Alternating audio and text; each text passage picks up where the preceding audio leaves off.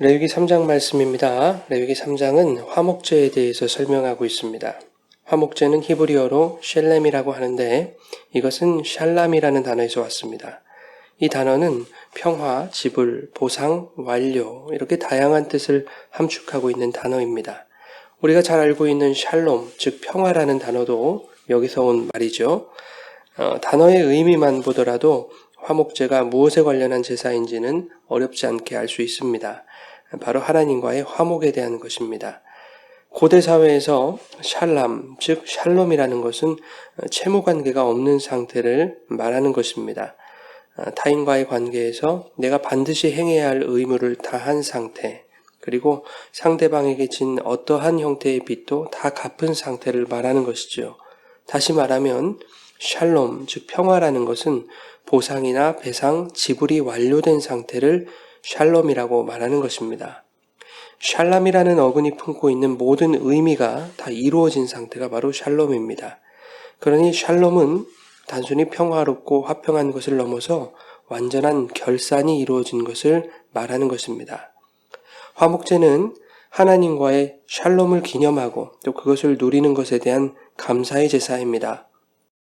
그런데 죄인인 인간이 하나님과 샬롬을 이루기 위해서는 하나님께 빚진 것에 대하여 지불이 완료되어야 하는 것입니다. 하나님과의 관계에서 인간이 반드시 행해야 할 의무를 다해야 하는 것이죠. 그것은 인간 스스로 인간의 모든 죄를 청산하는 것입니다. 다시 말하면 인간의 능력으로 스스로를 죄 없는 깨끗한 상태로 되돌리는 것입니다. 그렇지 못하면 영원히 하나님과 원수가 될 수밖에 없고 결국 영원한 사망에 처해질 수밖에 없는 것이죠. 그러면 인간의 능력으로 어떻게 죄를 청산할 수 있습니까? 그것은 불가능한 일이죠. 그래서 하나님은 독특한 결산을 계획하셨습니다. 마태복음 18장을 보면 알 수 있는데 주인의 매우 독특한 결산법이 나오죠. 주인에게 1만 달란트를 빚진 종이 있었는데 도무지 갚을 능력이 되지 않자 주인이 그 종을 불쌍히 여겨 빚을 모두 탕감해 준 것입니다. 그것을 결산이라고 말하고 있습니다. 하나님은 죄인인 인간들이 스스로 죄의 문제를 해결할 수 없음을 아시고 죄인들을 불쌍히 여기셨습니다. 그래서 인간이 하나님께 진 빚을 모두 탕감해 주시는 것으로서 결산을 완료하시기를 원하십니다. 그것이 하나님의 샬롬인 것이죠.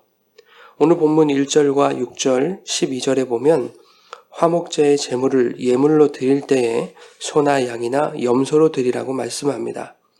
그러면 이렇게 내가 제물을 드리면 그 예물 드림의 행위로서 하나님과 화평을 이루게 된다는 말인가? 그렇지는 않습니다. 제물을 예물로 드릴 때 흠없는 것으로 드리라고 말씀하죠. 그래서 이것을 보통 하나님과 화평을 누리는 자는 하나님께 나아올 때 자신이 가진 가장 귀한 것이라도 기쁘게 드릴 수 있어야 된다. 이렇게 설명들을 합니다. 틀린 말은 아니지만 그렇다고 이것이 당신의 집 문서도 땅 문서도 마땅히 바칠 수 있어야 된다. 라는 식으로 해석되어서는 안 되는 것이지요. 헌금이나 헌물 자체를 강조하는 말씀으로 해석되어서는 안 되는 것입니다. 구속과 속죄의 은총을 받아서 하나님과 화평을 누리는 자로서의 하나님께 대한 마땅한 충성이 바로 이 헌물과 예물 드림이다 라고 이 레위기의 말씀을 들어서 설명하는 것은 매우 시대착오적인 해석인 것이죠. 여러분, 오늘 본문의 말씀에서 보는 바와 같이 소나 양이나 염소로 예물을 드리는 것은 적어도 크게 세 가지 의미로 생각해 볼 수 있을 것 같습니다. 첫째는 예수 그리스도를 상징하는 것이고, 둘째는 하나님의 몫에 대한 상징이며, 셋째는 화목과 화평을 의미하는 식사교제의 상징인 것입니다. 이스라엘 백성은 화목제를 올려드리면서 평화를 허락하신 것에 대해 기뻐하고 감사했을 것입니다.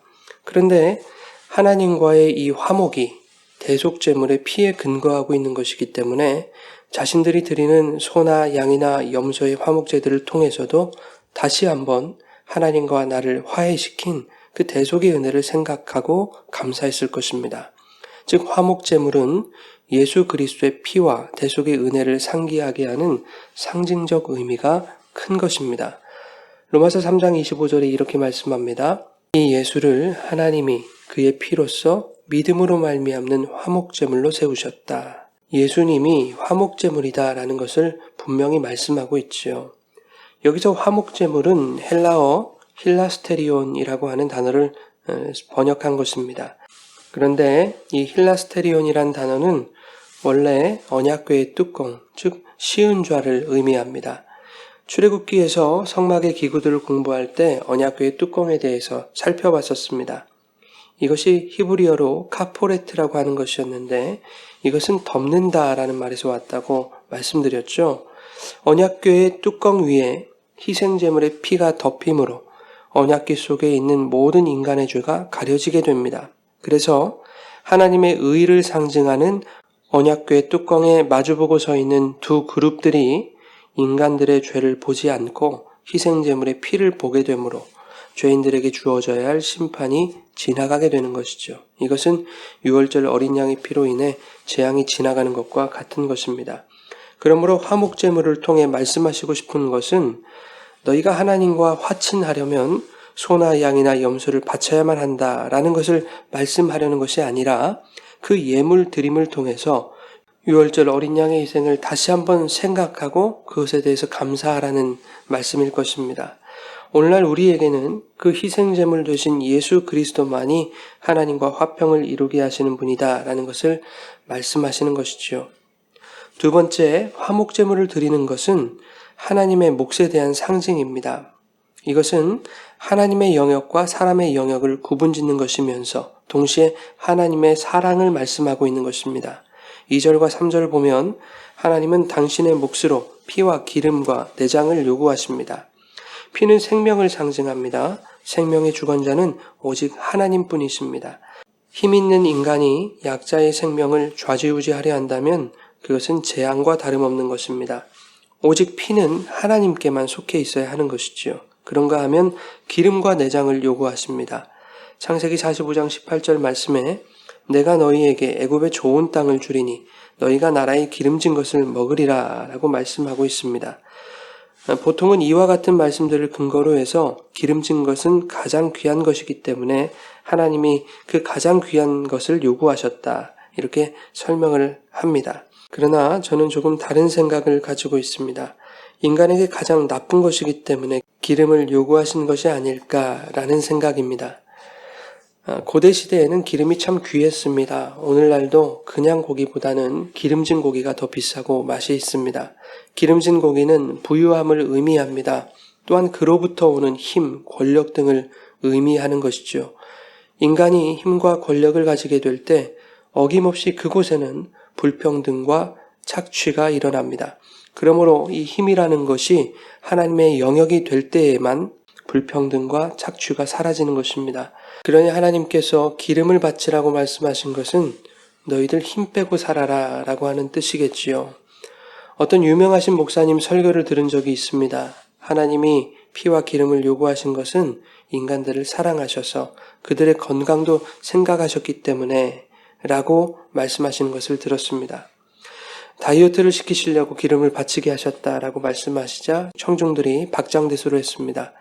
저는 그 말씀을 들으면서 정말 그럴 수도 있겠다라는 생각이 들었습니다. 하나님이시라면 거기까지도 생각하실 수 있는 분 아니겠는가라는 마음이 들었습니다. 건강해지려고 피를 마시고 우리의 미각을 만족시키려고 더 비싼 기름진 고기를 먹는 것, 이러한 것들은 오늘날 얼마나 인간의 건강을 해치는 일이 되었습니까? 피를 마시기 위해서는 동물을 학대해야 되고 잔인하게 죽이는 등의 그런 폭력성이 수반되어야 합니다. 또 그 피를 마셨을 때 발생하는 여러 가지 질병들을 우리는 잘 알고 있지 않습니까?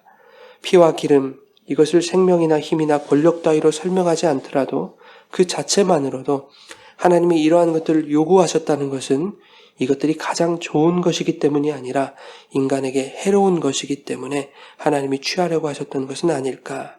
그러한 하나님 사랑에 기인한 것은 아니었을까라는 것도 우리가 생각해 볼 필요가 있을 것 같습니다. 자, 셋째는 화목제가 식사교제의 상징이라는 것이었죠. 화목제는 하나님과 사람에게 각각 그 몫이 할당되는 식사의 제사였습니다. 제사를 드리는 사람과 그 가족들이 제물로 바친 짐승의 대부분을 함께 먹어야 했습니다.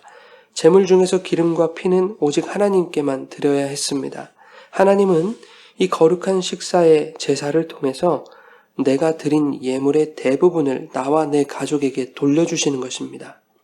이것을 통해 우리가 묵상할 수 있는 것은 주님과의 식탁 교제입니다. 바로 성만찬이죠. 친히 화목제물이 되어주심으로 하나님과 화평을 이루게 하신 예수님이 이제는 당신의 몸을 양식으로 내어주시고 우리로 그 양식, 그 말씀을 먹게 하심으로 영원히 줄이지 않게 하신 그 예수님의 사랑을 느낄 수 있는 것입니다. 또한 하나님께만 드려야 할 그 거룩한 보배 피를 십자가에서 아낌없이 흘려주시고 이제 성찬을 통해서 그것을 마시게 하심으로 영원한 생명을 소유하게 하신 것입니다. 그래서 하나님과의 영원한 교제와 영원한 화목을 이루게 하신 것입니다.